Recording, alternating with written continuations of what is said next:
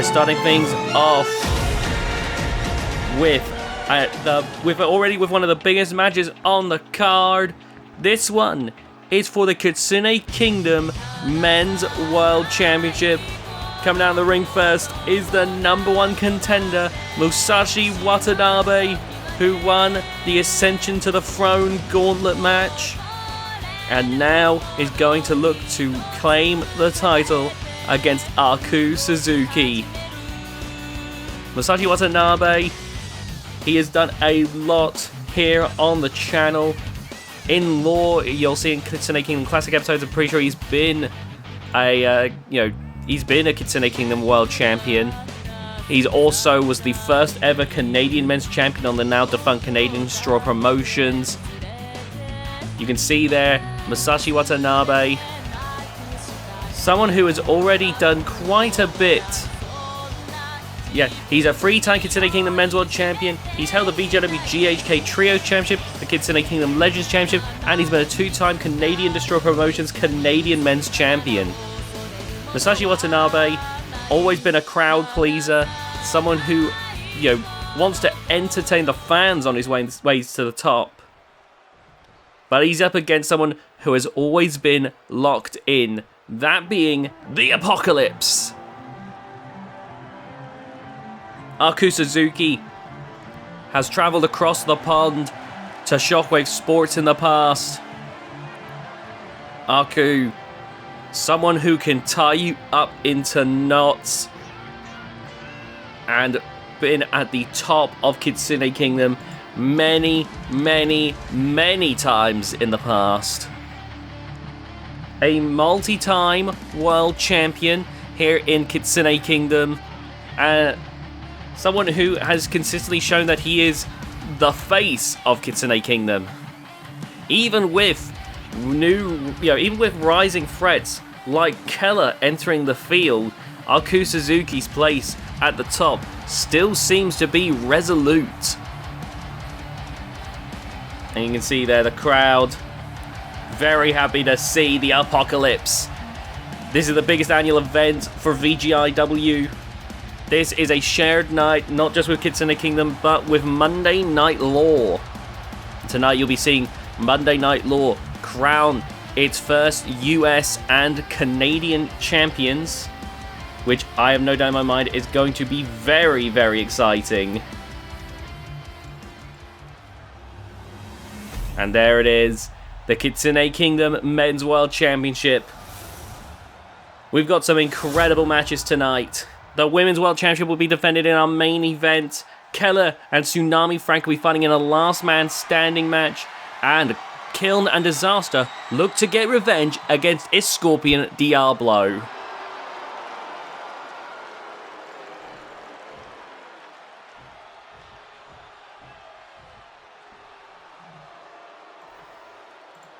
Can Musashi Watanabe take the title away from Aku Suzuki? Aku, when he first won that belt back in the Kitsune, we'll show that in the Kitsune Kingdom Classic episodes, was just a rookie.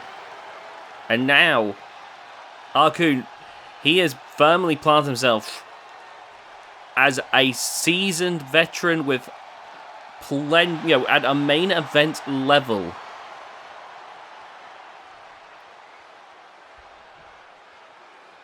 There's no one quite like these two.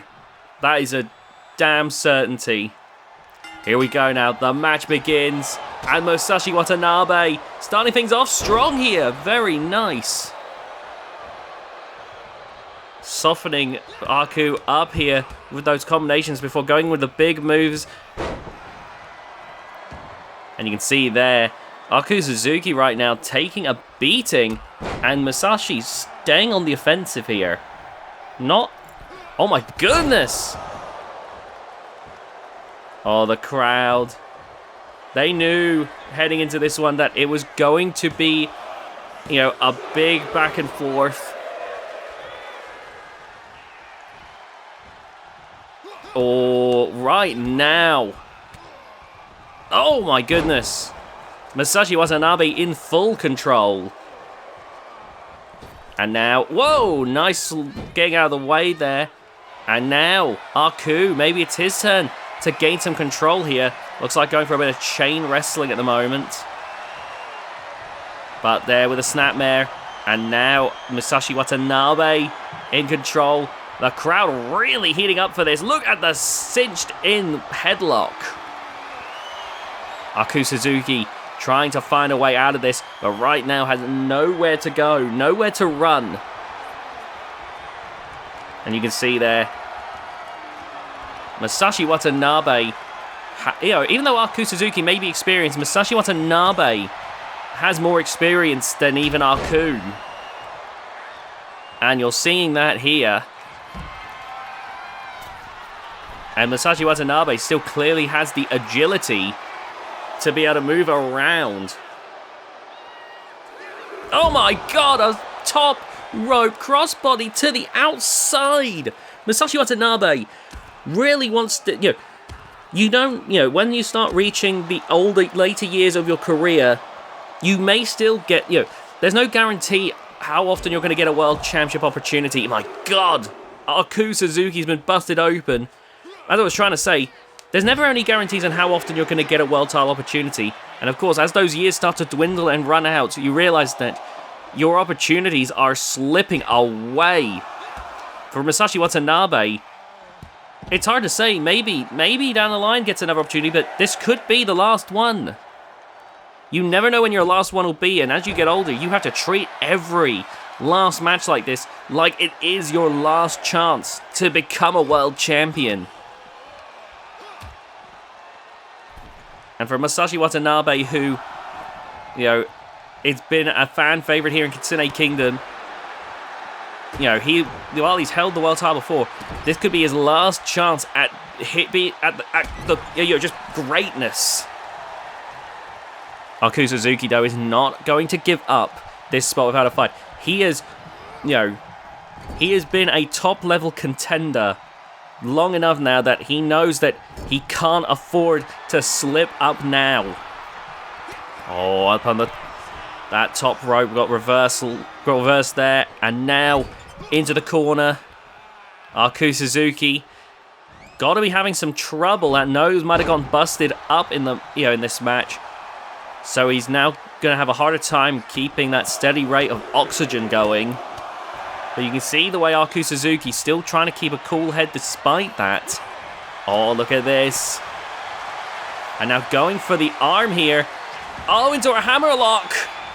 Look at that. But the rope break is called. Oh, but look at Aku Suzuki with the moonsault. But a kick out straight away. Musashi Watanabe is far from done here. But Aku Suzuki now steadily gaining control of the matchup. If this continues, then Musashi Watanabe may be in some serious trouble. Good lord, there's a heavy stream coming from the nose there. And now, locking up here, taking Musashi Watanabe into the corner. And oh, what a right hand. And now, back suplex. Good work right there. And now,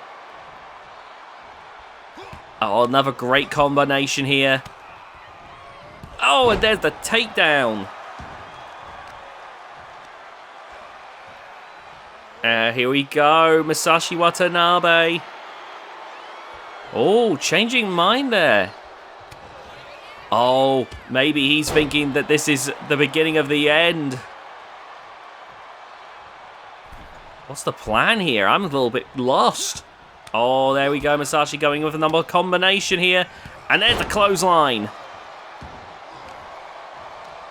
Aku being sat back up. And now getting back to his feet here. Irish whip into the corner. And boom! Gamengiri. And look at this. Oh, reversal! It looked like the beginning of the end, but Aku Suzuki knows that the end is nigh and he dictates when that will happen. Climbing to the top rope now. Going for a moonsault. Oh my goodness. Oh gosh. The blood is starting to become far more noticeable from Aku Suzuki. It's covering his face now. Buckle bomb! Buckle bomb from Aku Suzuki! Oh my god, what is he doing? Another moonsault to the middle row, but Musashi Watanabe dodges it. And now, locking on here. Going for the leg. Oh! Musashi, look at that. Into a reverse DDT. And there you see Aku Suzuki fighting out here. Oh, the back and forth here. Lovely work. And now sitting Aku Suzuki back up. Oh, right across the back of the head. Goodness, Aku Suzuki looks in a bad way right now. Frog splash reversed. But the Apocalypse refuses to give up. Oh, nice work there by Musashi Watanabe. Look at him go here. The vet's still got it. 1, 2. No! My god, it feels like we're watching the unstoppable force meeting the immovable object in this match. Musashi Watanabe has been firing on all cylinders. And Aku, who's now starting to bleed all over the ring mat, just refuses to give up. And Aku now. Oh, what an uppercut there. And you can see there, just trying to steady himself. Oh, Aku. Oh, God, he's bleeding all over himself now. The bleeding's getting heavy. He's going to have to hope to God the octopus stretch puts it away. His finishing hold. And there we go with the tap out. Aku Suzuki wins. And I think that was just in the nick of time because, oh my goodness, I don't think Aku Suzuki could have held out much longer based on the heavy bleed rate that was happening there. Musashi Watanabe got Aku pretty good in the early stages of this match, and you can see there in the way that Aku was bleeding all over the ring mat, especially towards the latter half of the match. It pretty much all rode on that last octopus stretch, but in the end, a reliable finishing hold. My God. Look at that. Look at the state Aku Suzuki is in. But that is why he's the top dog here. Well, it's time now. We're moving on to the next match now. And this match has a lot of personal beef, a lot of animosity heading into it. Coming out of the ring now is Tsunami Frank. Now, Tsunami Frank, his half-brother, Hardcore Hank, was good friends with the opponent, Keller. Keller and Hank. Wait a minute. Is that Keller? Oh, sneak attack! Oh, you've got to be kidding me. Keller with the sneak attack. Oh, the match begins. It's last man standing. No count out, no DQ. Like I was trying to say. Hardcore Hank and Keller would team up to be the Guild, and they were one of the most successful tag teams of all time. But one day, Keller decided that Hank was just holding Keller back from his full potential, so he betrayed Hardcore Hank. Not just that. Whilst Hank was down, at the emotionally lowest point I've ever seen Hank in, he would go on to try and destroy everything Hank held dear. Not only was he trying to ruin Hank's opportunities, he was going after people that Hank knew personally. Even close rivals like the Reaper was gone for months because of Keller. And just as we thought that Hank had finally gotten rid of Keller, it turns out Keller had just changed course. He attacked Hank, he attacked Reaper. Now he's going after Hardcore Hank's half-brother, Tsunami Frank. Tsunami Frank is legendary here in the world of Kitsune Kingdom. One of the greatest wrestlers to not hold a world title. Tsunami Frank has always been seen as a beast in that ring. And a little bit of fun fact for you that you might see in a Kitsune Kingdom Classic episode is that Hardcore Hank actually originally started in Kitsune Kingdom back in the day, but had to leave for VGIW episode 1 because he couldn't step out of his half-brother Frank's shadow. Tsunami Frank now having to fight his half-brother Hank's greatest rival with everything that Keller has been doing. Oh, look at this. Trying to choke out Frank, but Frank is not going to take that. The back and forth between these two. Frank was not going to take a beating lying down from Keller. Oh, look at that beat down there. And now, oh, to the back of the head. Now remember, in a last man standing match, the rules are simple. You've got to have your opponent down for a 10 count. Keller with that steel chair, disarmed by Tsunami Frank. And now with a headlock there, and oh, right to the throat. Frank is absolutely willing to go all out in this. And now look at this. Climbing to the top rope. Oh, trying to go for the tsunami. But Keller with the reversal. Catching with the knees. And now the two lock up once again. Here we go. Pressing against the ropes. Oh, and biting at Keller. Frank. The thing I remember is Hank wasn't willing to go down to Keller's level. I think Frank has no qualms with that. It's weird to see. Hank had a huge change in this rivalry with Keller. I remember Hank, when he started in VGIW, he became a lot meaner and was willing to try and end careers. Then when Keller betrayed him, it's almost like Hank had that realization of that he couldn't go to that level against someone he considered his friend. And ever since then, whilst Hank is thankfully back to being at that top level, in my opinion, he's not, lowering himself to trying to ruin careers and lives like he used to. Oh, up to the middle rope now. And Tsunami Frank, what's the big man planning to do here? Axe handle! And now climbing to the top rope. The ref might as well not be counting. The tsunami again reversed! You have got to be joking. How is Keller doing this? There with the reversal. And now, oh my goodness, Tsunami Frank bringing Keller back to his feet here. Irish whip into the corner. And there with the right hand. Oh, try to go for an Uranagi onto that steel chair there. But Frank not going to go down like that. Frank is going to put up a fight. Ducking under. Jumping over. Oh my god!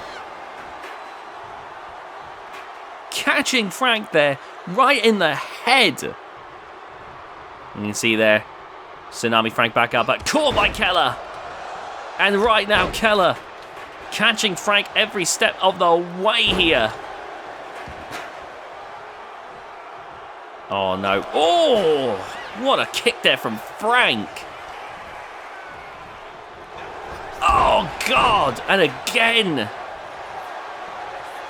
You can see Frank still trying to put up a fight here against Keller, but every step of the way, it feels like Keller knows how to get ahead of Frank. The back and forth now, as the two exchange rights and lefts with each other, continuing to battle back and forth. Oh, my goodness. Refusing to relent here. Oh my god. Oh, the knee! But he's not done. Even with that, he's not done. Oh my god. Wailing away with that steel chair. Oh, but Frank! Right back up for more. This is why Frank is one of the most popular wrestlers from Kitsune Kingdom to have not held a world title. Because when he gets going, he can absolutely go for broke. If I was to compare him to a Pokemon, it'd be like Regigigas.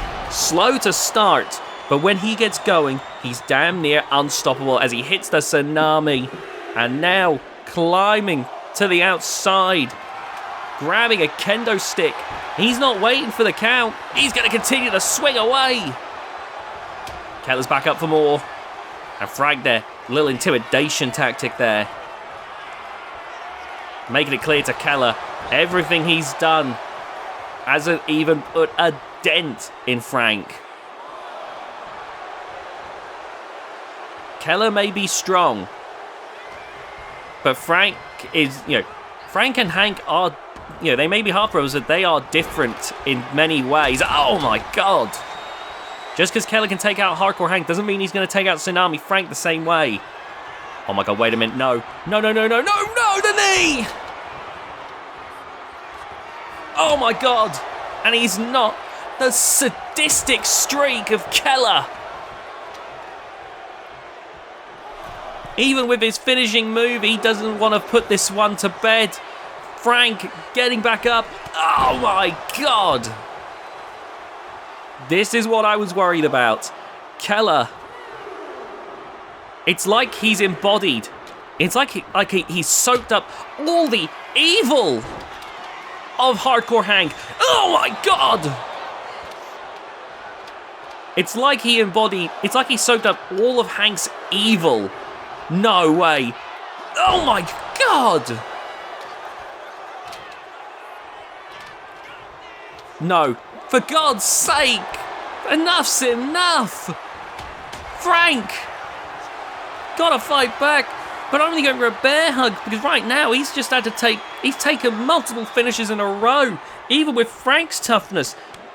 Oh my god, he's making Keller tap with a bear hug! I don't know how Frank's managed to bounce back. Oh my god. But you can see that there has definitely been some damage done. Oh, Keller could be in trouble here. Oh, the crushing weight. And it looks like Frank there. No, watching as Keller gets back up again. Here we go. Oh, there goes the snake eyes. And now, again, the referee counting to see if this is the end of Keller. You can see Frank there, dazed, but confident that he's finally put Keller to bed. Count of 9. Oh, he saw the twitch. He knew it. Keller getting right back up. And now, off against the ropes. Leg drop. That looked like it was using the last of Frank's energy. But wait a minute.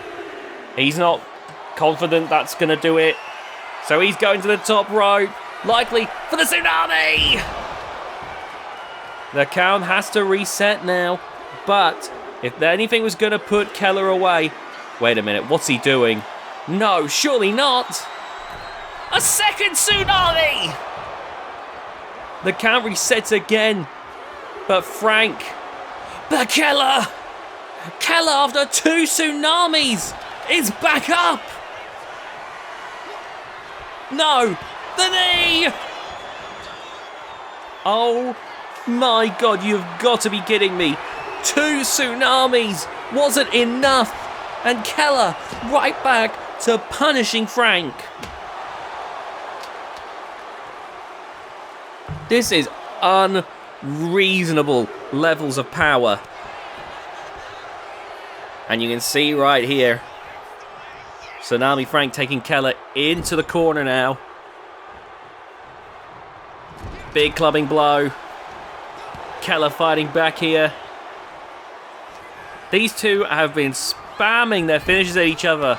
But these two are on a whole other level, and it's clearly not enough to stop each other. Oh, here we go now. Swinging that kendo stick. Oh my god. The shattered kendo sticks are everywhere. Keller wants to fit his finishing move, but Frank's struggling to get back up at this point. Oh my god, what was that? Whatever it was, it got reversed. Clothesline. Frank getting back up again. My god, these two look like dead men walking. This is the toll a last man standing match can take.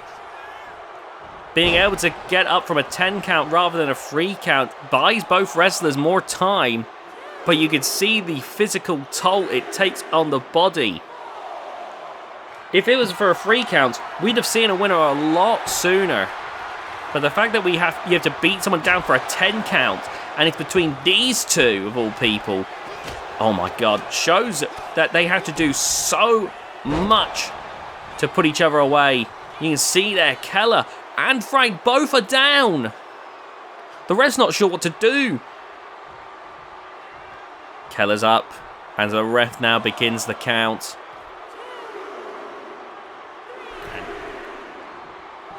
Now Keller waiting and watching. Count of 8. Count of 9. And that's it. Keller with the win. Good lord. Keller and Tsunami Frank just had an all-time clinic in this ring.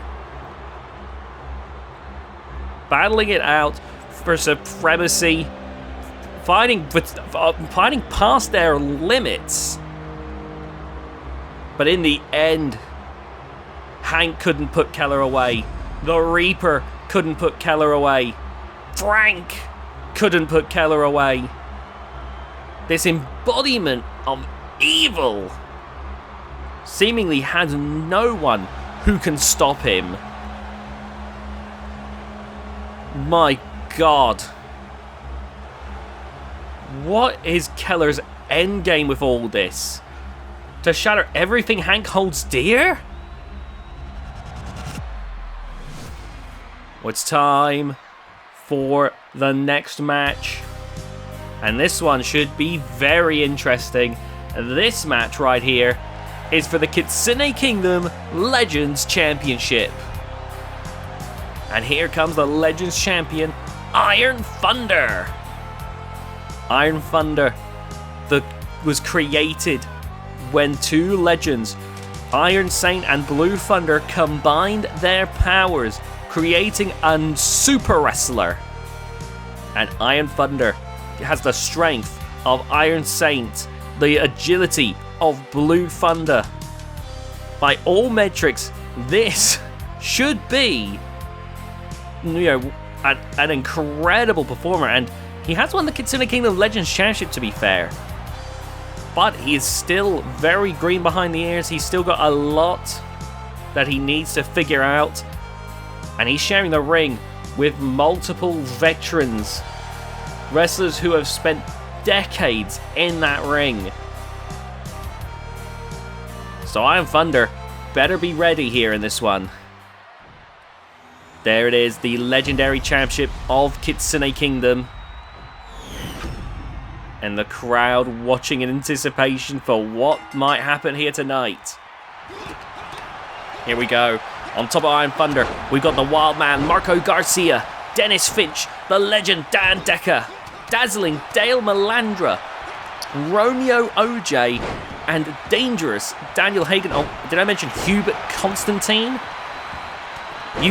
This was an invitational to legends all across the board.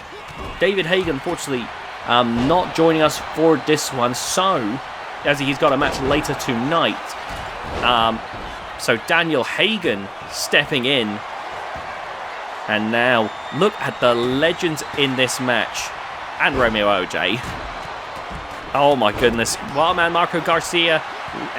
Pretty much, all of these wrestlers except for, Daniel, Romeo, and Iron Thunder all have had matches at some point in Terrific Texas Wrestling, be it in the earlier days or the dying days.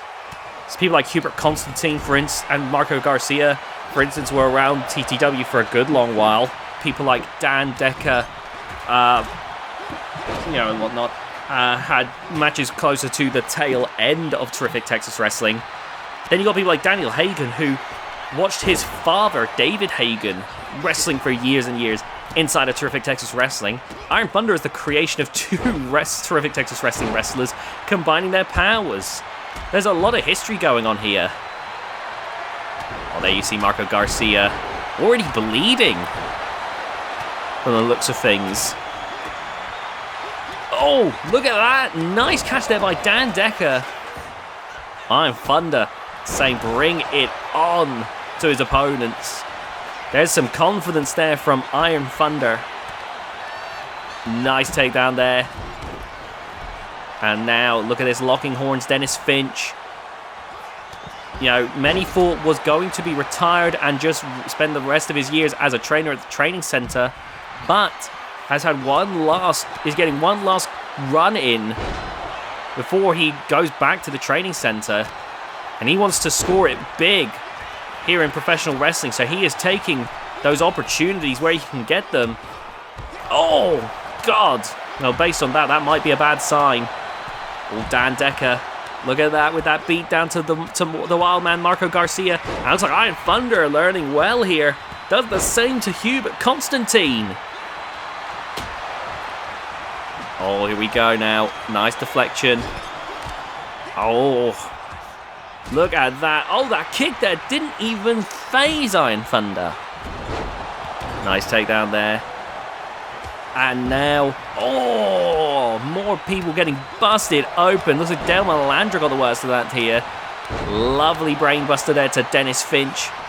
Daniel Hagen, the best striker, or the best puncher at least, on the VGIW channel. Best be wary of him. Oh, look at that. Dennis Finch taking down Iron Thunder. Oh my God. Into the ring post. And now Dennis Finch with the Finch bomb. Is this the end of Iron Thunder? 2. It is. Iron Thunder has been eliminated. We are guaranteed a new Legends champion. Oh, and look at that. Did you see the way Dennis Finch tried to escape Dan Decker's clutches, but Dan Decker was able to turn it into a crossface. Unfortunately, that wasn't what he was after, and clearly wasn't as effective as his original plan. Now, grabbing a hold of Dale Malandra here. Oh, big takedown there. Look at this.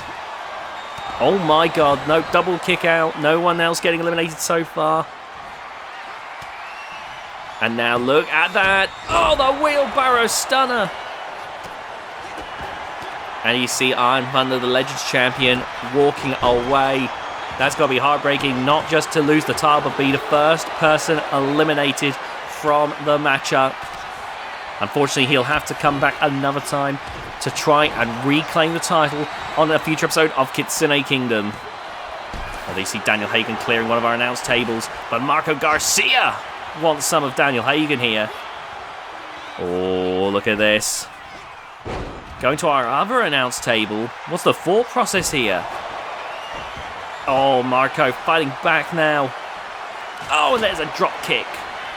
Romeo's getting pinned there by Dale Malandra. And that's the end of Romeo OJ. And now, look at this here. Going for the leg there.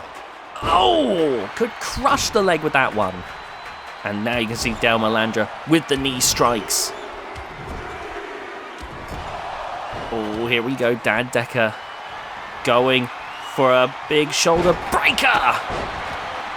And Daniel Hagen with the clothesline. You got to think about some of these legends. Decades of experience. Despite the wear and tear on their bodies, they want to show that they've more than got the ability to go. Look at Marco Garcia, the wild man, running the ropes there. My God, a suplex. And now, oh, taking down Malandra over to the corner. And in comes Dan Decker. Oh, right across the back. Oh, And there with the backdrop.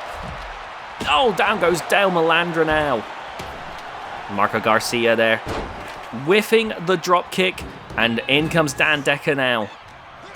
Oh my god, Dale Malandra throwing the steel steps at Daniel Hagen. Oh, Marco Garcia going for a scoop slam, but look at that reversal from Dan Decker. Lovely DDT. And now, oh, nice reversal there by the wild man. Marco Garcia staying in this one. This match is coming, is getting dicey here. I don't know who's coming out on top right now. Gotta say, Dan Decker's doing a pretty good job right now, handling Daniel Hagen and Marco. Dennis Finch, meanwhile, doing a good job with... Wait, is he on the barricade?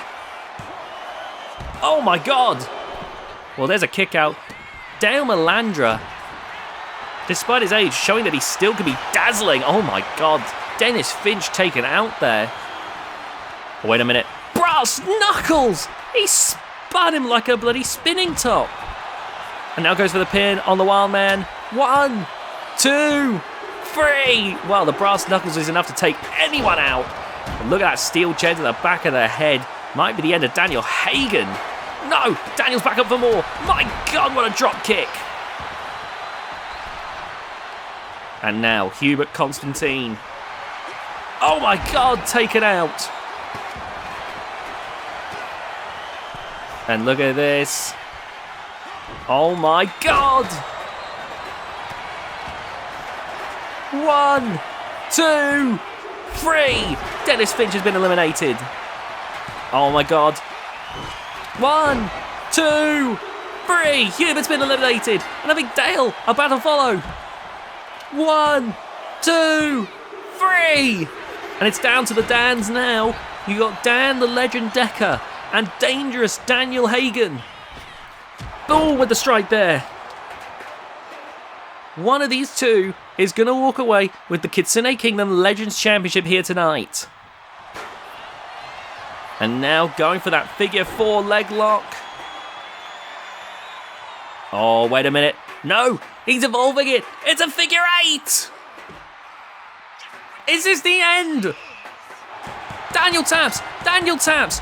Dan the Legend Decker wins this one. That is incredible right there. Dan Decker coming out on top and winning the Legends title. Look at that, the way he spun Marco Garcia around though. Daniel Hagen taking out Hubert as well with the Hagen DDT. There, the wheelbarrow stunner takes out Dale Malandra. And that's how we got to the final 2. And that is what ultimately put the match away. Dan Decker, still sharp as a tack. One of the greatest technicians to ever step foot in that ring. Still showing he's got it as he wins the Kitsune Kingdom Legends Championship in a brilliant matchup. Celebrating with the gold here tonight. Well, now it's time for our next match here. And, oh, here we go. This should be a very interesting matchup here. This has been bubbling under the surface, and now it's ready to boil over. Coming down to the ring is Scorpion Diablo. Scorpion Diablo considers himself judge, jury, and executioner of masked wrestlers, and that has been getting worse and worse as time has gone on.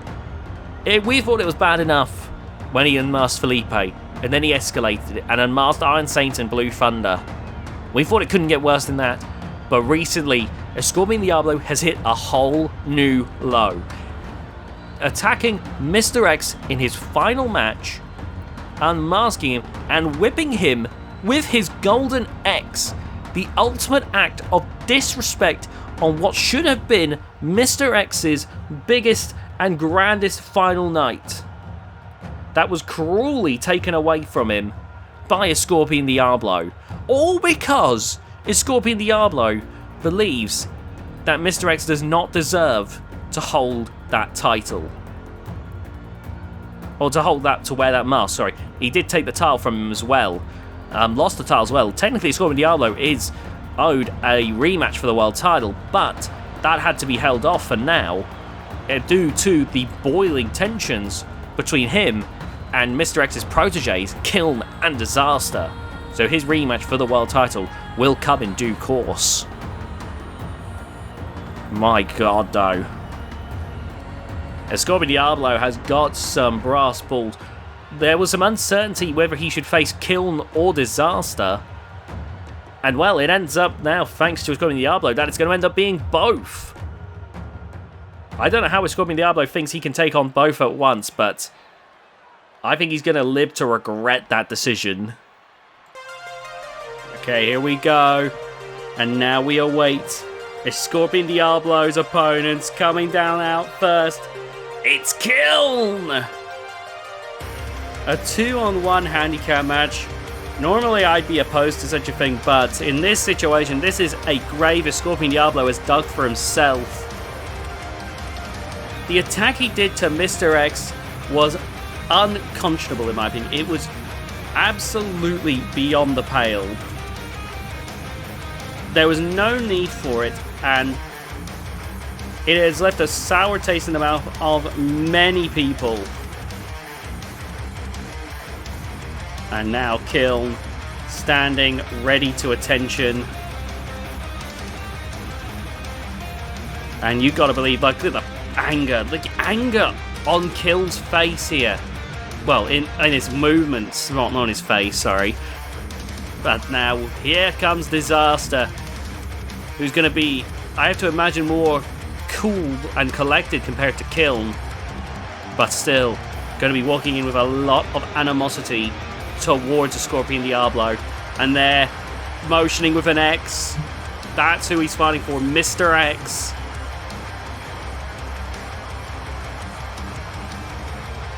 This is more important than fighting for the titles right now for these two. No doubt the Kitsune Kingdom Men's World Championship is on their minds, but right now they need to deal with this. They need to deal with a Scorpion Diablo. You can actually see on the ring gear, Disaster has incorporated some gold into his ring attire, meant to be a nod to that golden X that Mr. X wore for many years.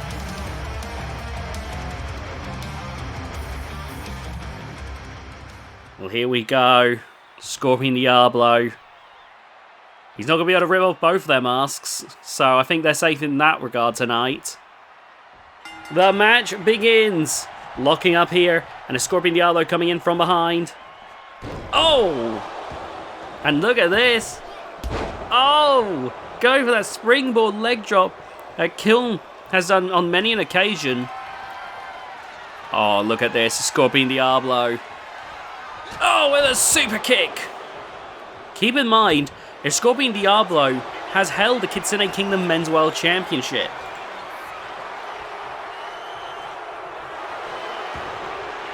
Oh, here we go. Look at that. Slugging blows from Kiln. Oh, locking up here. Irish whip into the corner. And oh, caught there. Nice work. And now, Scorpion Diablo. Snake Eyes! Going for the pin now. 2. And oh, the kick out there. And look at this. Oh, springboard didn't quite get... Oh my goodness. Kiln's body is twisted in such an awful way. Oh, the swanton! Oh my god. That was horrific. The body is never meant to contort like that. And now Kiln, I'm wondering if that's maybe messed him up a bit there. My word. Oh my goodness. Right now Kiln seems to be struggling against the Scorpion Diablo. And now, going to go for Snake Eyes. There we go. And look at this. Escorpion Diablo's confident, but Kiln already rising and catching Escorpion Diablo. He shouldn't get cocky. And now a bit of double team here as Disaster gets into the ring. Look at this. Great teamwork there from Disaster and Kiln. Now it's Disaster's turn. And look at the cinched in Dragon Sleeper. Oh my god. That looks like it'd break your back.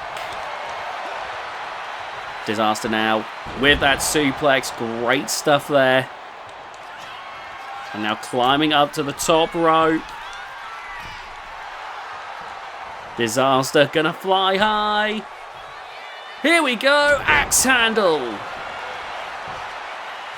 1, 2, and there's the kick out. And a tag back into Kiln.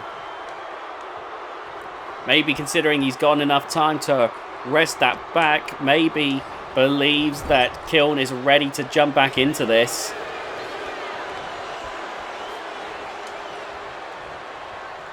And there we go. Face first, Escorpion Diablo retaining control here at the moment. Oh, did you see that? It looks like it hurt Escorpion Diablo more than it hurt Kiln. He's going again, he's going to try again, and that looks like it worked. Look at this. Oh, right into the chest. And now rolling to the outside here. Escorpion Diablo rushing over, but Kiln there with the elbows to the side of the head. And now thrown. Oh, damaging the LED panel around the barricade. Those things are not cheap, and now you can see the damage that's been done. Gotta be wary of that count out. This would be a disappointing way for things to end if it were to end via a count out. Escorpion Diablo's back in the ring now. And Kiln with a crossbody. Look at this. Kiln rolling to the outside. Back in the ring again. What's Kiln thinking? I'll go for that springboard senton. Clipping Escorpion Diablo, but that might have been enough as he goes for the pin. 1, 2, and there's the kick out. Escorpion Diablo still in this one. And now, oh, here we go. Irish whip into the corner. And Kiln. Oh, stomping away. It looks like he wanted to make a tag to Disaster, saying Disaster making clear, not yet. Oh gosh, Escorpion Diablo with the Hurricane Rana. And now going for the pin here. 1, 2. There's the kick out. Here we go now. Escorpion Diablo. Whoa, going after Disaster here. And now, oh gosh, Kiln rushing to try and help Disaster. And now the two brawling on the outside. Oh, the back and forth in this match has been very intense, to put it mildly. Oh, throwing Kiln aside. Count of 5. You've got to be careful now. Count of 6. 7. 7. We might risk a count out here. Oh my god. Escorpion Diablo. What is he doing? No. Count of 9. And now he's going off to Disaster. Count of 10. No. Escorpion Diablo knew exactly what he was doing and has taken the cheap road out. Oh, that is disappointing to say the very least. And the crowd not realizing that Escorpion Diablo is going to take the quick road to get out of, facing justice for the way he's been acting. And the cheap shot after the match was already called to Disaster. This is ridiculous. Esposito Diablo wins on paper, but nobody sees him as a winner in this. This is ridiculous. I can't believe Esposito Diablo would... he set this up. And now he's let Kiln and Disaster look foolish. Because he won't play by the rules. Unbelievable.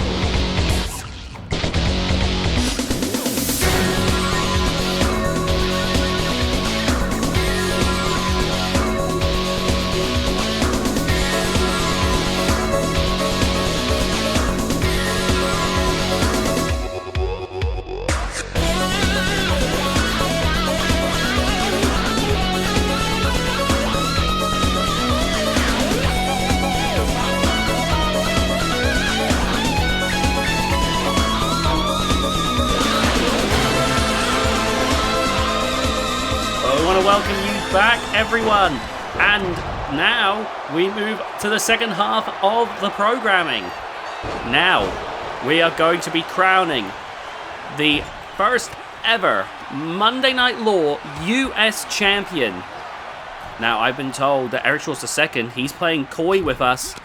Not only are we not going to see the Monday Night Law World Champion crown tonight, he's holding that off, but we're not going to be seeing these new championship belts, the US and Canadian titles, revealed until the next episode of Monday Night Law.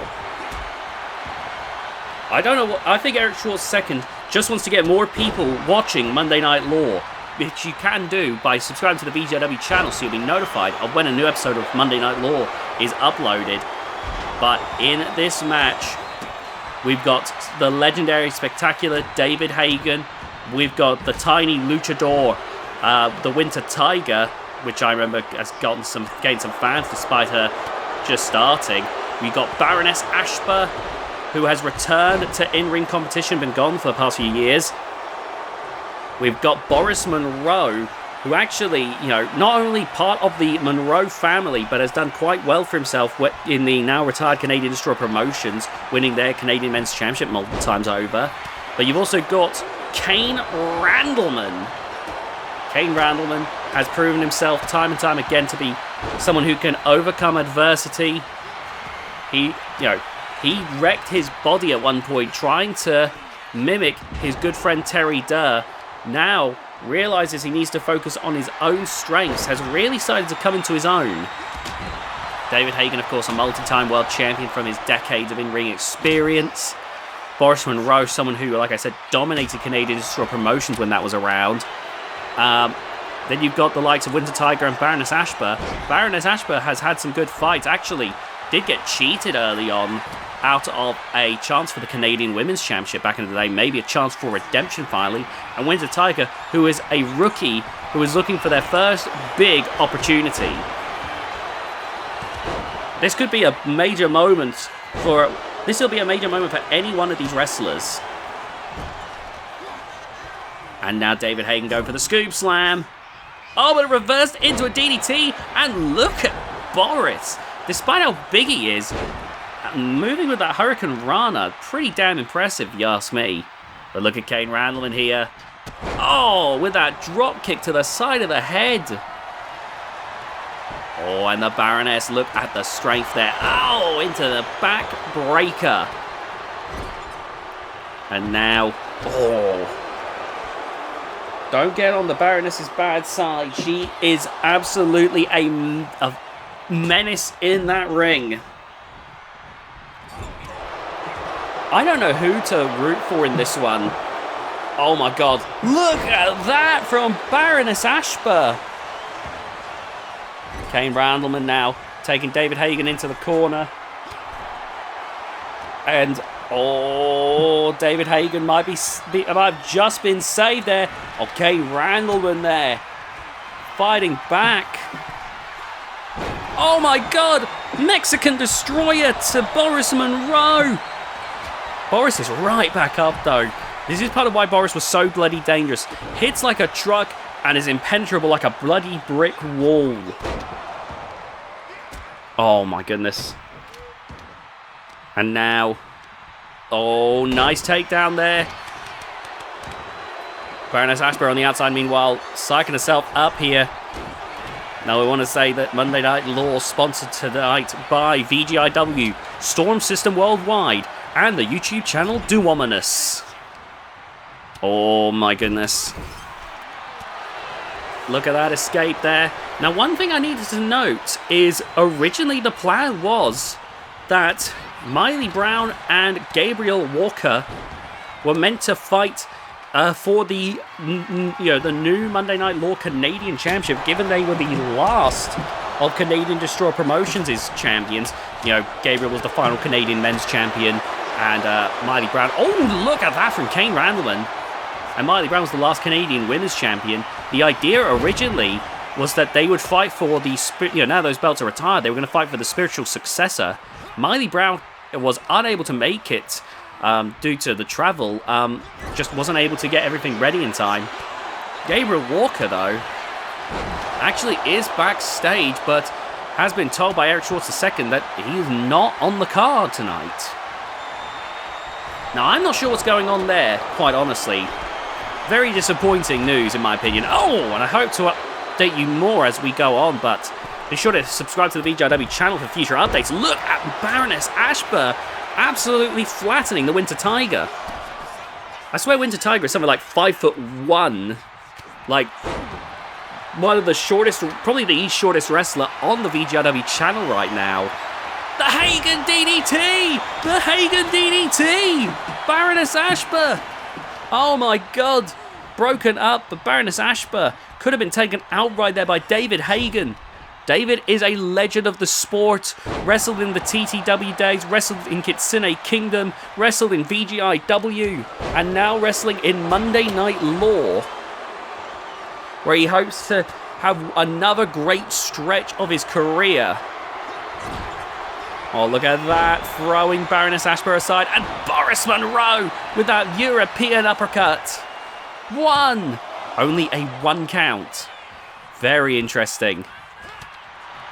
Baroness Ashburn back up again, and look at this. Oh, to the midsection. And now, look at this. Up on the top rope. Boris Monroe. Oh, with that clubbing blow.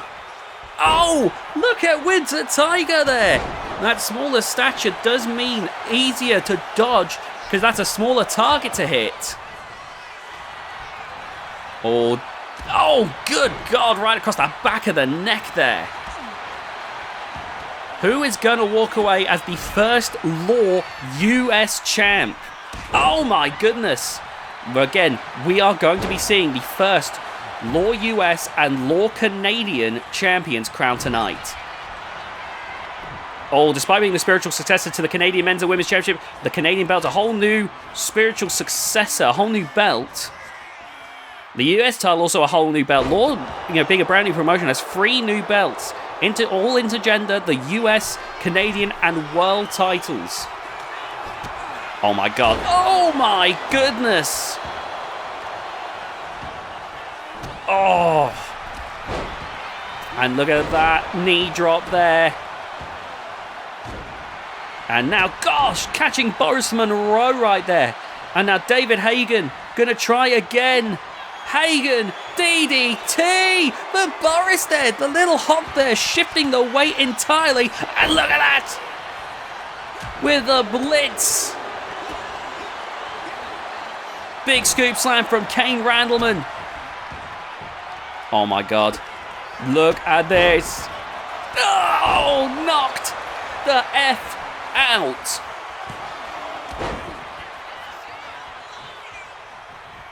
Oh, Winter Tiger. Look at that. With that springboard flipping cutter. They are extremely impressive. Oh my god. Look at that. Oh my god, the schoolboy. No. But look at that. Oh my god. Kane Randleman.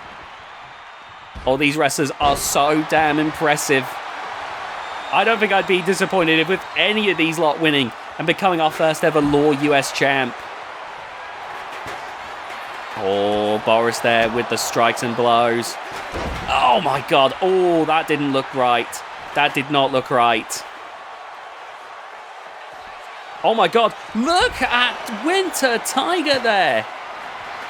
Oh my god, but now... Ooh, it's turning into a proper brawl. Throwing Baroness Ashba there. Oh, Winter Tiger there looks like she just took a hell of a beating there. Oh, the steel chair to the back of the skull. Baroness Ashba, though, with the reversal. And now coming in swinging. Oh, my goodness. And now Winter Tiger. The back and forth here. Look at this. Boom! With the electric chair drop. And Baroness Ashba standing tall in the center of the ring. That's where they're going to have to get back in. There's no count out, no DQ technically, but it's not falls count anywhere. Oh my god. Boris Monroe! I think this might be the first person since Ace that I've seen use cattle mutilation. Boris Monroe trying to expand that repertoire, it seems. Unfortunately, looks like he's going to take a little bit more practice. Oh, here we go. The Baroness. Got to deal with both. Oh, got to deal with everyone. Everyone's spilling in. My God, right to the back of the head there. And now, look at that. Boom to the chest. And now, going for a sharp shooter, but it's broken up. Oh, big back breaker. Meanwhile, Kane Randleman sizing up the Winter Tiger. Look at that! The rolling knee bar! And Kane Randleman is your first ever Law US champion! What a matchup that was!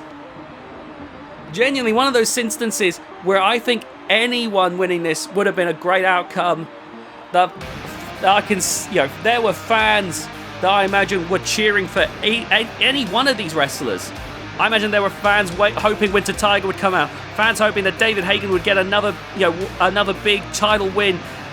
People hoping that Boris Monroe would dominate Law like he dominated Canadian Shore Promotions, and people hoping for justice for Baroness Ashba. But in the end, the redemption story for Kane Randleman seems to be hitting a whole new peak. You'll see Kane Randleman with the new Law US title this coming Monday, but his reign starts now. Your new first ever Law US champion. Congratulations, Kane.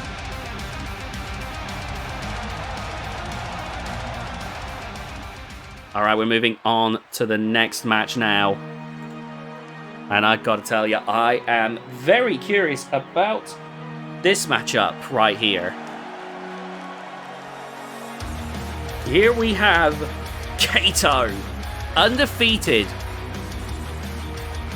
has been building one hell of a streak against multiple opponents, over 30 wins since December.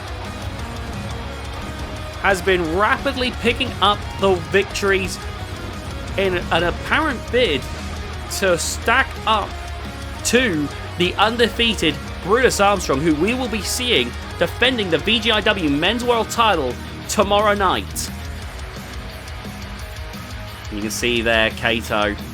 But Kato is finding a mystery opponent. Kato from Monday Night Law. This is Kato's finding opponents from all over, but this tonight, given this is a Law and Kitsune Kingdom joint night, Kato from Law is going to be fighting a Kitsune Kingdom opponent, but I've been told that Kato will not expect who he's up against. I've been told it's a returning wrestler.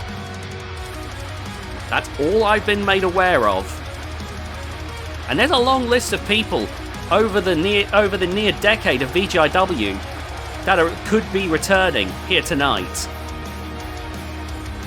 And who could have been signed by Kitsune Kingdom. I think of the likes of, say, Hercule Slaughter, for instance, whose bombastic style was an absolute treat. I'd love to see him return. It could be the striking styles of Jason Motor Phelps, whose forearms could split people open like no one else. One of the hardest hitting cruiserweights I've ever seen. I'm curious to see who Kato's opponent's going to be. But let's find out. What? Oh, no way. No. Holy shit! It's Katsuyori Machida! Oh my god! One of the greatest wrestlers to ever step foot in VGIW! Former Limitless World Champion! Ended the tyrannical reign of the Crusher! Back in 2K19! Katsuyori Machida! I wondered if he would ever come back! It's happened!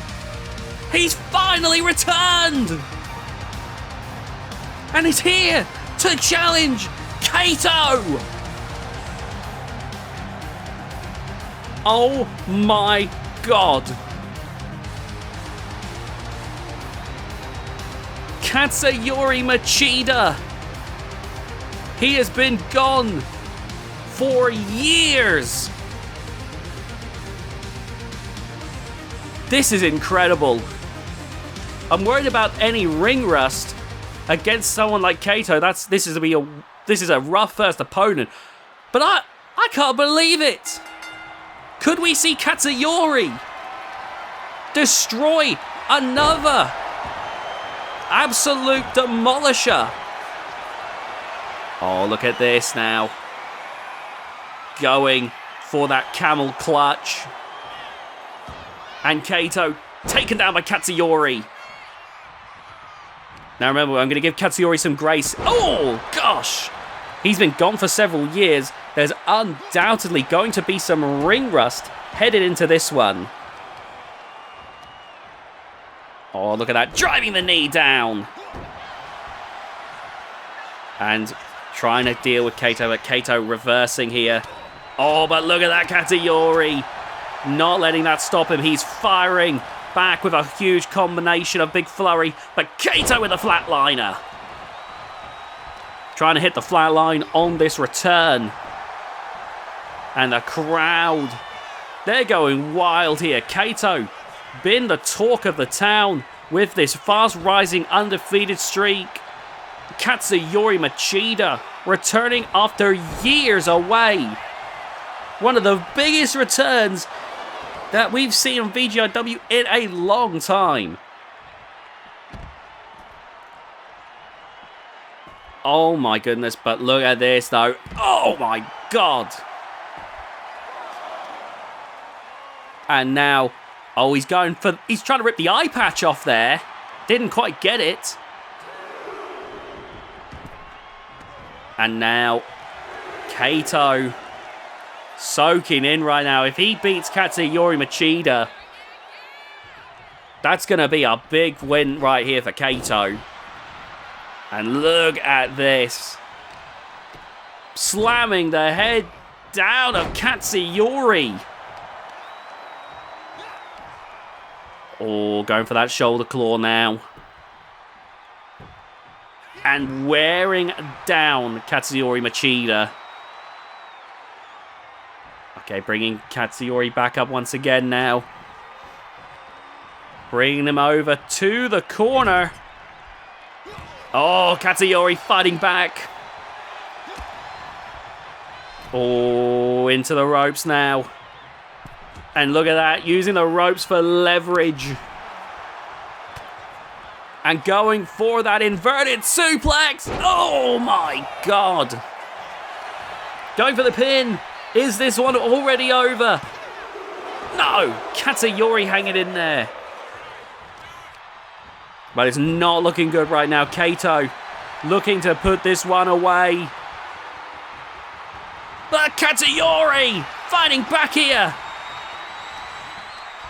Oh, here we go again. And look at that, Katsuyori. But Kato shrugging it off. And now forcing Katsuyori into the corner to beat away at him. you got to think as well for Katsuyori Machida. He's fighting an opponent like he's never fought before. These two have never shared a ring. Katsuyori not just shrugging off the ring rust, but fighting an all-new opponent who is dominating the scene. This is a lot to ask of Katsuyori, but Katsuyori has overcome the odds before. And now Kato taking Katsuyori up, going to send him flying from the top rope. Oh my goodness. Holy shit! The Kitsune Kingdom ring is broken! Oh my god.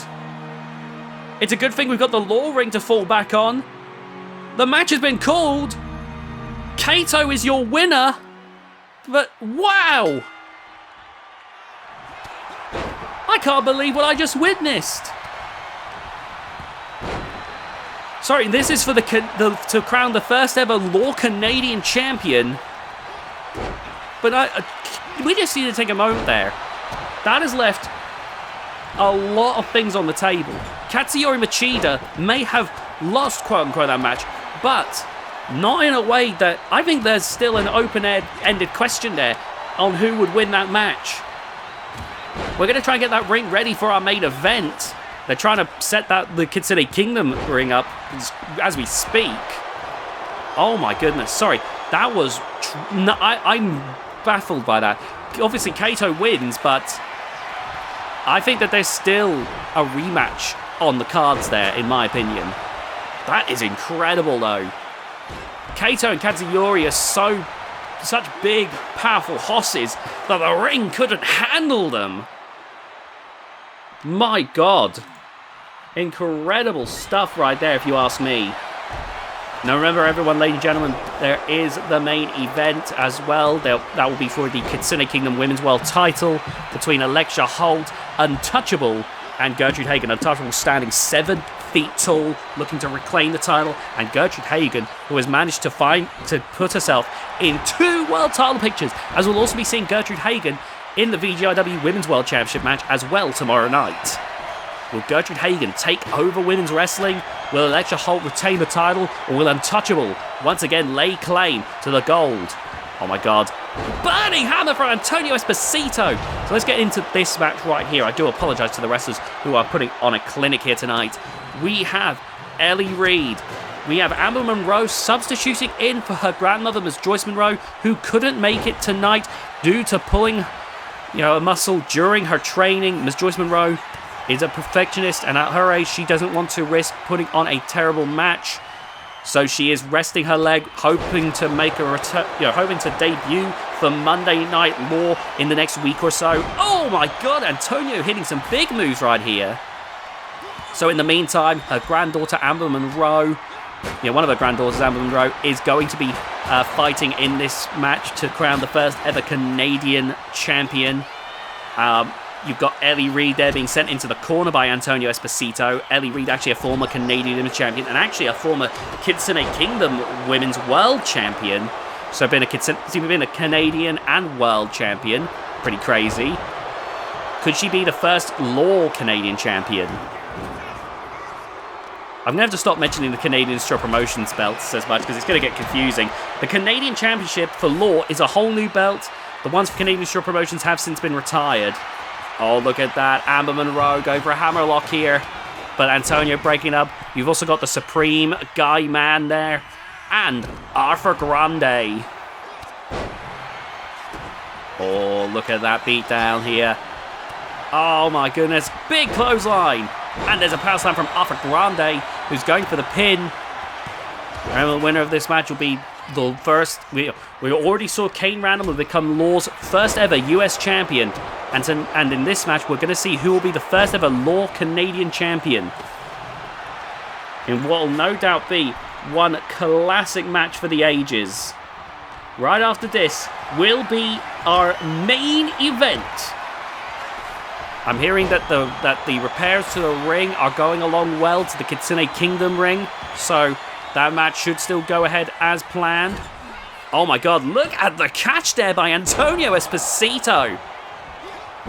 While Antonio Esposito's win-loss record has never been the most stellar, Antonio Esposito, the only way I can think to describe it is, he seems to have the Smackdown 06 curse, where he's a damn good wrestler. He's got the abilities to put on some extremely entertaining matches, but he seems to struggle at actually pulling off the wins where it matters. And that has proven to be a problem for Antonio throughout his career. Oh, there with the atomic drop. Oh, Guy Man now. Look at this. Onto the trash can! Oh my god, Ellie Reed got taken out with the steel steps! Oh god, is she okay? That looked like it took a lot out of her. Oh my word. This match, already these lot are trying to do some crazy amounts of damage to each other.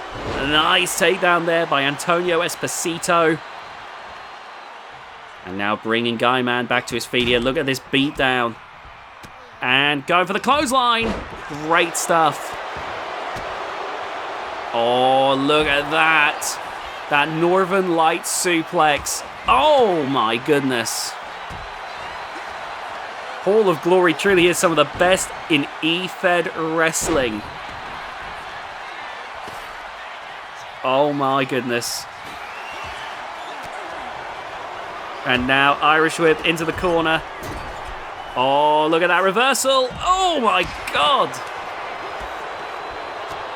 Antonio Esposito, meanwhile, with the clothesline. Going to have to get back in the ring at some point. This isn't Falls Count anywhere. So right now, Antonio, Guy Man, and Arthur in the best spot. Or I guess Arthur's not in a great spot being down. But what a clothesline there from Amber Monroe. Oh, Arthur Grande now. Look at the strength there. Look at this. Arthur Grande showcasing his unique finishing hold. A combination of that stout power. Oh my god. Arthur Grande considers himself a submission specialist, but right now, pouring the tax on Antonio. Arthur clearly wanting to showcase that he's got a great repertoire, throwing Antonio onto the thumbtacks. He's done a springboard, he's throwing people onto tacks, he's showcasing incredible range Arthur Grande is, given that he is still a rookie. Appeared right at the very end of the 2K24 run of VGIW. Arthur Grande hasn't had a chance to showcase himself until now, and right now he has proven himself to be very adept in that ring. Kendo stick shot there from Amber Monroe, and that's Arthur Grande, who tumbles onto the thumbtacks. 1, 2, but Arthur kicks out. And now, bringing Arthur Grande back to his feet here. Oh, look at this. Antonio watching here as Amber Monroe uses her finisher there. Oh my god. And now look at that wrenching on the head of Arthur Grande.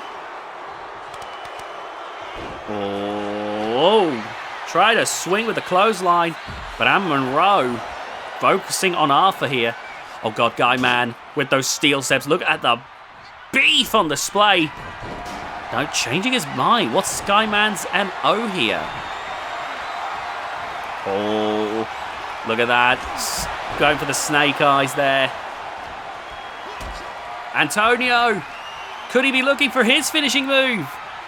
Oh my god. Whoa! Good lord. Irish whip into the corner. Oh, Amber Monroe with a reversal. Oh my goodness, what is the plan here? Oh, nice. Oh, attacking from the back, and then Arthur Grande comes in. Oh, what is Arthur planning here? Gonna slam Antonio face first into that turnbuckle. Oh, nice reversal. Antonio going for his finisher. Oh my god. Is this it? No. Ellie Reed breaking it up. Oh my god. One of these wrestlers is about to make history being your first Law Canadian champion. A spiritual successor to the belts from Canadian Destroyer Promotions, which Eric Schwartz II bought and shut down. A promotion that wrestlers like Ellie Reed had history with, who got her started. Antonio got a second start in that promotion. Oh, looking at the ring now. A second bag of thumbtacks has been found. Oh, but Antonio won't get to use it. Oh my God, never mind. Antonio springing back there. Oh gosh. Look at this. Lovely perfect plex there from Ellie Reed. And now taking Ellie Reed. And oh gosh, scoop slam. German suplex on the outside though. And now Amber Monroe with those thumbtacks. Oh no. Pouring a fresh batch in the center of the ring. And now Guy Man. Oh no. Scoop slam onto the thumbtacks. Antonio tried to stop it, but there was no stopping Guy Man. Oh my God. Oh my God, look at Guy Man go. Leg drop. Has he just put away the match? The fun fact about this match features two transgender athletes, that being Amber Monroe and Guy Man. Oh my God, a third bag of thumbtacks.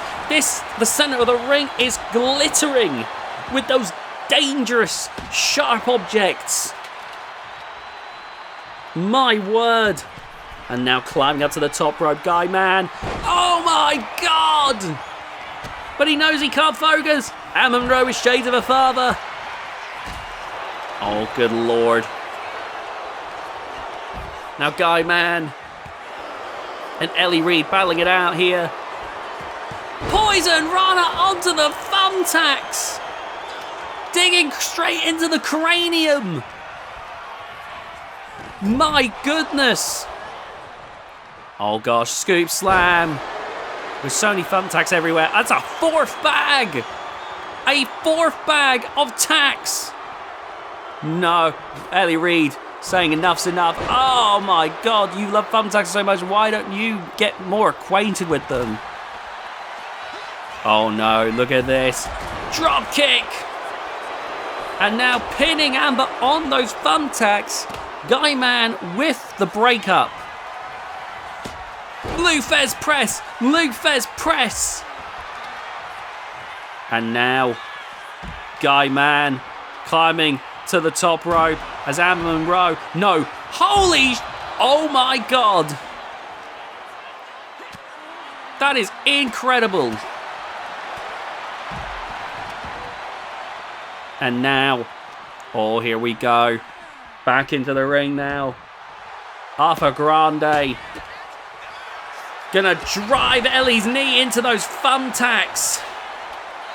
And now with the kendo stick. But Ellie Reed's back up for more. Oh my goodness, big backbreaker on the outside. DDT! DDT onto the tacks! DDT onto the tacks! And you can see there, everywhere these two roll, they're just getting covered in more and more thumbtacks. Arthur Grande's just resigned himself. He knows if he moves, it just means more tacks. Oh my goodness. You can see the agony. Oh my God, every time. And it's not even over. These wrestlers have to keep fighting, even with all those tacks in so many sensitive areas. And the fourth bag of tacks has just been dropped, and Arthur goes right on top of them. Look how many there are. 2. But Arthur kicks out anyway. God, Arthur having to grit his teeth. He knows kicking out meant he had to roll onto more blooming tacks. Big power slam there. Good Lord. Oh my God. Thrown around there. And now, oh, into the steel steps. Big backbreaker. And second backbreaker. And throwing Guy Man towards the barricade. And you can see there Arthur Grande pacing around. Ellie Reed with the kendo stick. Arthur's getting the hell away from her. Oh my God! Oh, the pile driver on the outside. That German suplex and the back of Gaiman's head smashing into the steel steps. This is a brutal match. Reverse DDT.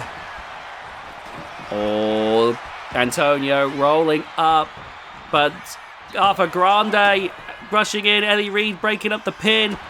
Oh, look at this. Gonna try again. Driving down Ellie Reed and going for that submission hold. Look at that. Oh my God. Amber didn't notice. Ellie Reed taps. And Arthur Grande is your first ever Monday Night Raw Canadian Championship. A spiritual successor to a belt he never got a chance to hold. But even so, one of the last wrestlers to debut in Canadian Destroyer Promotions holding Raw's Canadian Championship. The first person to get to hold it. That feels very, very fitting. Arthur Grande, look at how many tacks are sticking out of him. But he doesn't care, because he knows his reign with that belt starts today, and that on Monday he will be crowned with his new championship. Once that adrenaline wears off though, he's going to have a fun time with the medics. My God. Well, it's time for our main event. Thankfully, got the ring sorted just in time for this one. This might be the biggest match of the night. This involves 3 absolute beasts of women's wrestling. Coming out first is the 7-foot-tall former champion, that being Untouchable. 7 feet tall, Untouchable is the biggest women's wrestler I've ever seen. Something we hope to cover in the Kitsune Kingdom Classic lore. You know, in the Kitsune Kingdom Classic episodes, but in the lore, Untouchable, the longest reigning world champion in her rookie years. And she has managed to remain one of the most dominant performers ever since. And Untouchable looking to regain the women's world title here tonight. Gonna be a favourite for many people heading into this one for sure. Here we go now. Here comes the winner of the women's ascension to the throne.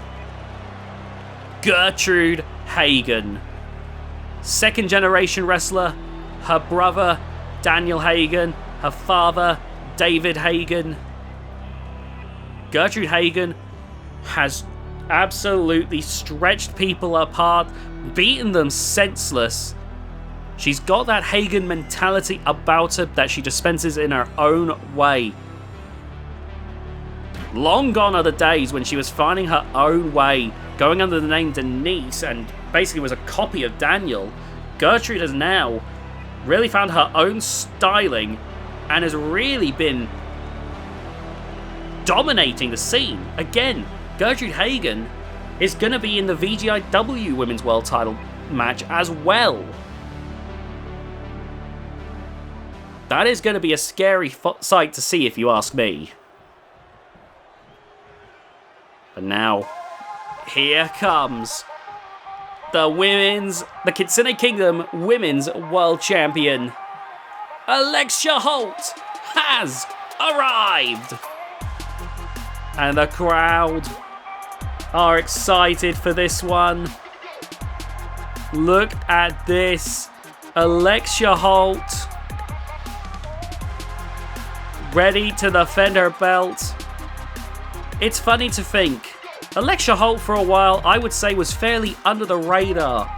A great performer, an amazing high flyer, but has only just recently really propelled to the top of the scene.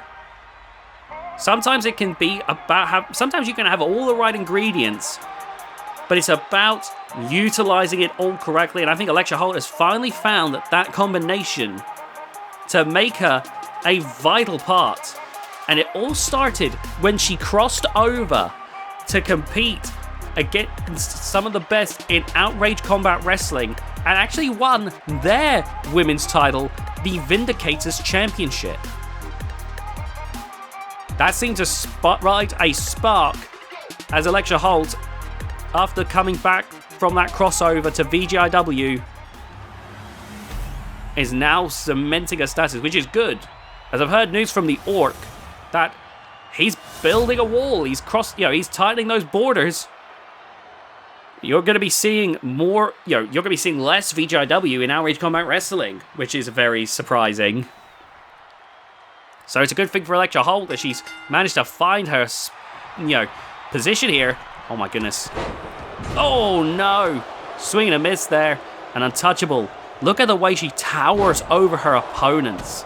In a division which for a long time has had a lot of wrestlers who are in the 5-foot range, Untouchable standing a good 1.5 feet taller than most of her opposition, absolutely towers over them. And with the power as well. Now, to give some context about what I was saying earlier about the longest lore reign, we don't have the reign length for some of the TTW titles. Basically, all the lore reigns we're still tabulating. But if we look at the special records, the longest on-screen reign, since the 2018 start of the VGIW channel, that would go to Sophia Muller, who held the VGIW Women's World title for 1 year and 8 months. In the lore, however, the longest recognized reign, again, we've got some other reigns we've still got to tabulate, is Untouchable with the Kitsune Kingdom Women's title for 3 years and 6 months. Crazy. Crazy, crazy, crazy, if you ask me. And now, I don't know if anyone's ever breaking that record. That could be our Bruno Sammartino. And Untouchable did that as a rookie. I think we actually did see the beginning and the end of that title reign in recent Kitsune Kingdom Classic episodes. We hope to showcase a bit more regarding it in the future, because that's a huge reign to have at such an early point in your career, and Untouchable has consistently shown that she is a threat in that ring ever since. Oh, look at Gertrude there with the clubbing blows to the back though. And there, Untouchable fighting back. Oh my goodness. Look at that. Great shoulder back toss. My God. If I had to guess though, currently the closest reign, I'm gonna have to grab this real quick. Oh my goodness.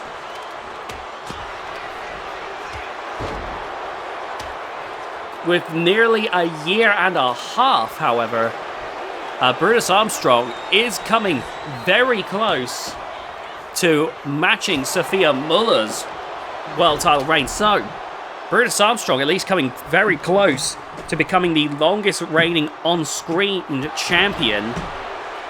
I don't know if Brutus is ever going to get close to that Untouchable reign. Really is untouchable, my God.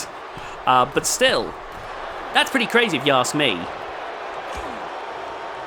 Untouchable sending Gertrude into the corner. And oh, Alexia there from behind. And you can see these three are giving it everything they've got here. Look at that. The power by Alexia Holt, who is not holding back here. Oh, here we go. Poison Rana. What a Poison Rana. Oh, that kendo stick shot. And again there, but dodged.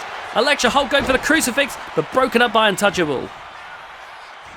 And now Untouchable taking Alexia Holt over to the corner. Oh, nice reversal there. And now a snapmare. Oh, reversal there. And now Irish whip. Oh, boom with the soul butt. And now going for a scoop slam, driving down.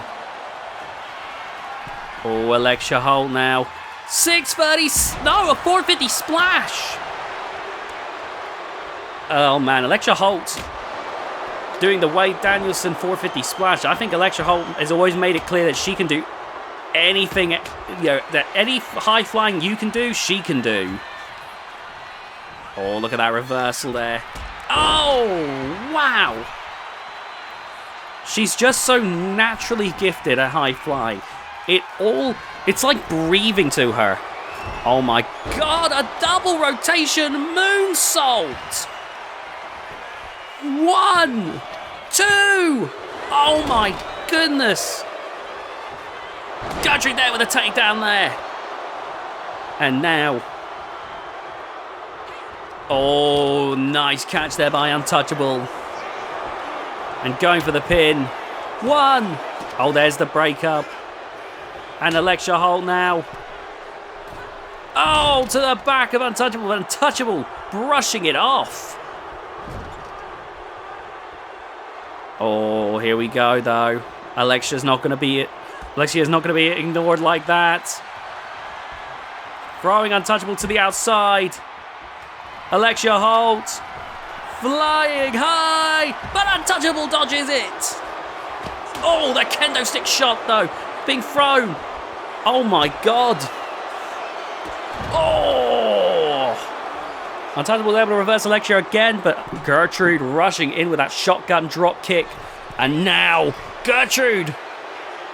Oh, my God, she's not seriously thinking of doing this, is she?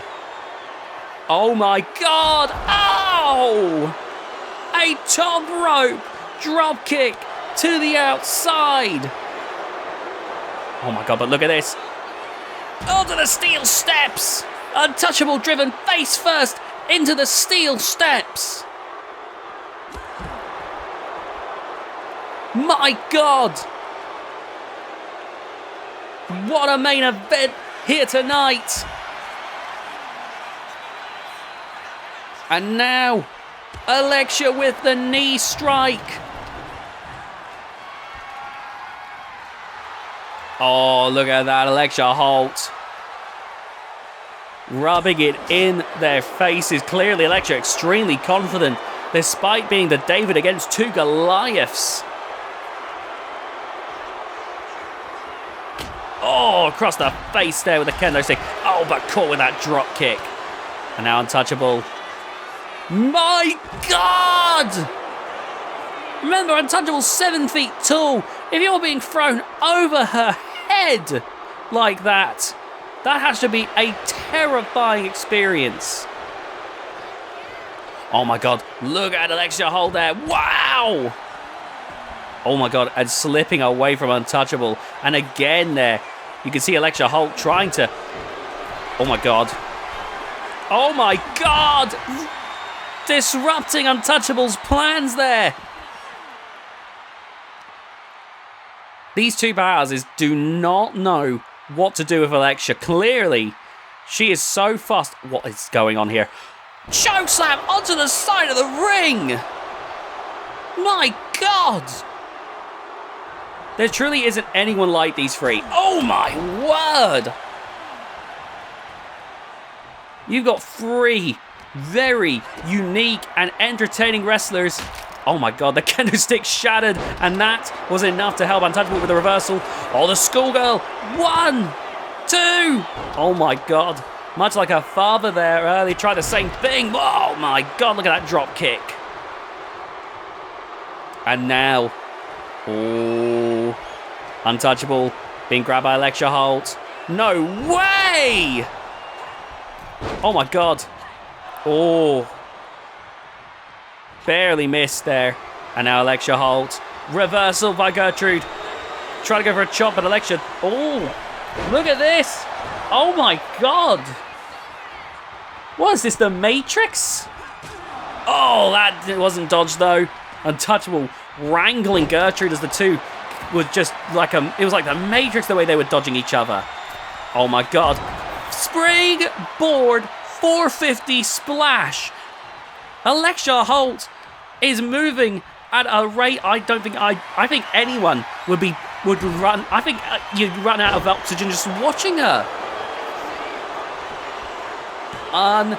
Only a 1 count. Oh my god. The world champ is not going down without a fight. That's for damn sure. Oh, Gertrude. Hagen DDT. Driving Untouchable down. Going for the pin. But there with the breakup. Oh my goodness. And now Untouchable. Oh my god. Electra Holt hitting the Poison Rana. Whoa, but Untouchable breaks it up. And now Irish Whip. Oh my god. And now looking to put away Gertrude Hagen. Power bomb. 1, 2. But Gertrude barely kicking out. Going to Electra, but look at Electra go here. My god, how can you get your hands on her when she's moving like that? There is no one that moves like Electra Holt. Oh, look at that. Oh, quicker to the draw there. And Electra Holt with a cockiness, but when you're this in control, how can you deny Electra Holt here? And now, oh my god, from behind. Oh no. Oh. They are blue balling each other. Oh my god, that's like an 8-foot drop. No! Onto the concrete floor. It's padded, sure, but that padding only does so much. It's still a hard, rigid surface. And now Untouchable throwing Gertrude back in. Oh, that kick there, but Untouchable barely even phased. Oh, going for an old school vice grip now. Trying to wear Electra down. I think they both recognise that Electra has been too slippery for them to deal with. And now, pacing around the ring. Oh my god, what a boot there. And now trying to throw Electra into the steel ring steps. But wait a minute. Pile driver! Pile driver on the outside! Oh my god, and Untouchable's been busted open. Electra been cracked with that steel chair. Oh my god! Barely avoiding the LED barricade. That could not have gotten any closer. That was closeness on a molecular level. Oh my word. Gertrude Hagen could walk away from Hall of Glory with not 1, but 2 women's world titles. Oh, the kendo stick shot there. And Electra Holt has brought down Untouchable once again. Oh my god. Oh, to the back of the head. Oh, and the kendo stick shatters. Oh, nice dodge there. And Untouchable throwing Gertrude back into the ring. My god, onto the steel steps! Untouchable has been annihilated! Holy shit! I don't care about me talking about how Untouchable is the longest reign of all time in VGIW lore. Nobody is getting back up from that. How the fuck did she get back up from that? No way. There is no way Untouchable, after being hit with a Canadian destroyer on the steel steps, is winning the title. 2. Oh my god. This is incredible! What a main event! Oh no, Electra! After all that, her strength is failing her. Oh, there we go into the ropes there. My god, Untouchable! How? How is she doing this? Oh my god! And now disarming Electra. Oh my word, grabbing another kendo stick. Oh my god, no, a second Canadian destroyer! Holy shit! We get to the Mexican destroyer, whichever way, you can call it a Japanese destroyer in this case. Oh my god. Gertrude. Oh, Untouchable's bleeding out. Oh my god. No! Fuck! Oh! Oh my god, dropped on the back of her, on the top of her head there. The giant, 7 foot tall Untouchable. Jesus Christ!